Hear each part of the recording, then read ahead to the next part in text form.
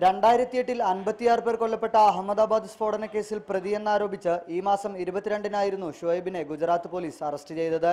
കരിപ്പൂർ വിമാനത്താവളത്തിൽ വെച്ചായിരുന്നു അറസ്റ്റ്.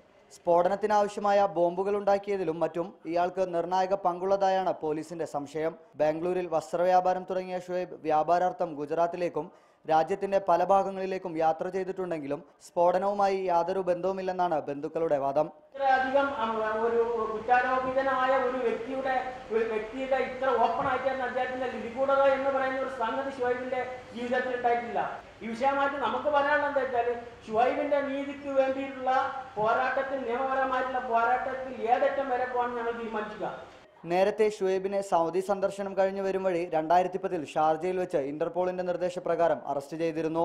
കേസിന്റെ രേഖകൾ ഹാജരാക്കാൻ അബുദാബി കോടതി ഉത്തരവിട്ടെങ്കിലും മതിയായ രേഖകൾ ഹാജരാക്കാൻ ഗുജറാത്ത് പോലീസിന് കഴിഞ്ഞില്ല. ഇതേ തുടർന്ന് ഷുഹൈബിനെ മോചിപ്പിക്കുകയായിരുന്നു. പാസ്പോർട്ടിന്റെ കാലാവധി കഴിഞ്ഞതിനാലാണ് ഷുഹൈബ് നാട്ടിലേക്ക് മടങ്ങിയതെന്നും ബന്ധുക്കൾ വ്യക്തമാക്കി. റിപ്പോർട്ടർ, കോഴിക്കോട്.